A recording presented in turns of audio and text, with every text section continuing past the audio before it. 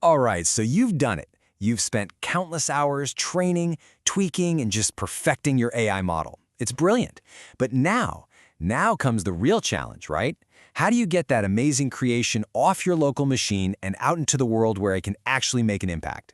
Well, today, we're diving deep into that crucial final step of the AI journey, deployment. And as we get started, I think it's really important to keep this quote from Susie Compton at Salesforce in mind. See, deployment isn't just some technical problem you have to solve. It's about being responsible, It's about handling data the right way and making sure everything is secure. It's about ensuring your powerful creation works safely and reliably for absolutely everyone. So you've built this amazing model. Now what? This is the question every single creator faces. The journey from a working model to a scalable, reliable application, it isn't just a single road. It's more like a whole series of different paths. Today, we're going to explore those paths. I want you to think of it like we're climbing a ladder, where each rung represents a different balance of control, convenience, and of course, scale. Our journey kicks off right at the bottom of that deployment ladder with the do-it-yourself approach, self-hosting. Now, this one's for the true builders, right? The ones who want to roll up their sleeves and have complete and total control over every single piece of their deployment, from the hardware all the way up to the software. This right here, this illustrates the fundamental trade-off that's really at the heart of AI deployment. It's all about control versus convenience. With the DIY approach, you are 100% in the driver's seat. You have absolute authority over your model's environment, but, and it's a big but, that power means you're also the head mechanic. All the maintenance falls squarely on you. Now, on the complete other end of the spectrum, you've got managed services, which, don't worry, we'll get to in just a moment. So you might be asking, why on earth would you take on all that extra work?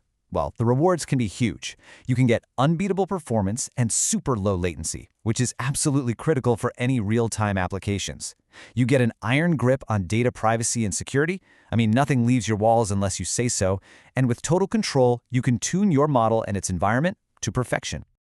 For a more professional DIY setup, using a virtual machine, or a VM, is an absolute must-have. Just think of a VM as a secure, isolated sandbox for your model. This not only protects your model, but it also guarantees that it runs in the exact same environment every single time. And that consistency, that's what makes it so easy to plug into the automated workflows, the MLOps pipelines that modern tech teams totally rely on. Okay, but what if you don't want to spend all your time managing servers? What if your main goal is to focus on building incredible AI models, not, fiddling with infrastructure? Well, that's where the next rung on our ladder comes in, the managed approach, or, as I like to call it, the easy button. Services like Amazon SageMaker are a perfect example of this. They basically take care of all the complex infrastructure stuff, the servers, the scaling, the maintenance, so you can just focus on what you do best, creating and improving your AI. You bring the model, they provide the production-ready home for it. Simple as that. And look, the advantages here are pretty hard to ignore. Just imagine your team shipping new features faster than ever because you've waved goodbye to all those maintenance headaches. You can scale to millions of users just like that, on demand, and get your product to market in record time. Plus, for businesses where traffic goes up and down, it's incredibly cost-effective because you only pay for what you actually use. Now, the managed approach is fantastic for a lot of applications, but what happens when you need to deploy hundreds, maybe even thousands of models for a global audience that demands 24/7 uptime? Well, that's when you have to climb to the very top of the deployment ladder and embrace the real enterprise-scale solutions. At this kind of massive scale, you need a seriously powerful tool to manage all the moving parts, and that's where Kubernetes comes in. Think of it like the conductor of a massive orchestra, making sure all your different models are running in perfect harmony. And when you pair it with something called Kserve, you get a specialized system that's purpose-built for the unique challenges of managing machine learning at scale. Kserve truly is the ultimate Swiss Army knife for MLOps. Seriously, it doesn't matter if your models are built with TensorFlow, PyTorch, or something from the Hugging Face ecosystem, Kserve has you covered. This incredible flexibility is a total game changer for large organizations that rely on a whole diverse set of tools and frameworks to stay competitive. So, we've explored the different rungs of the deployment ladder, from the hands-on DIY approach to massive enterprise solutions.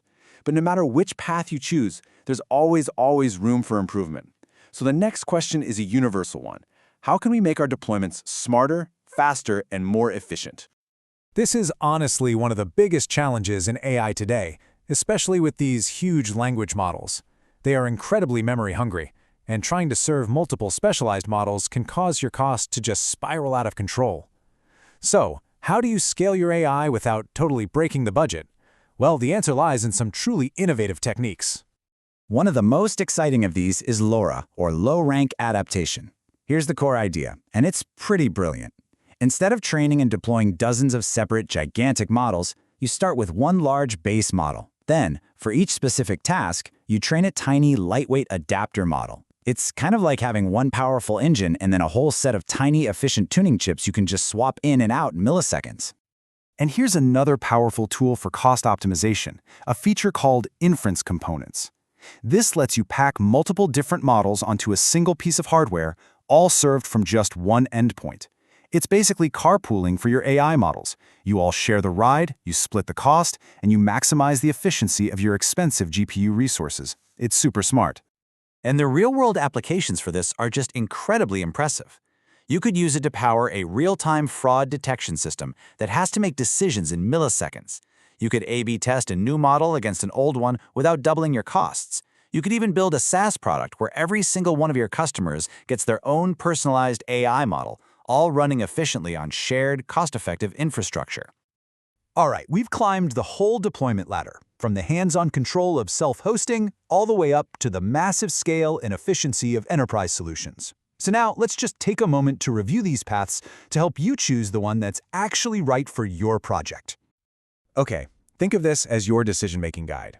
Do you want your own private workshop where you have complete control over every tool and every single material? Then a self-hosted VM is your path. Or maybe you'd prefer a fully serviced co-working space where you can just show up and start creating immediately. Then a managed service is going to be your best bet.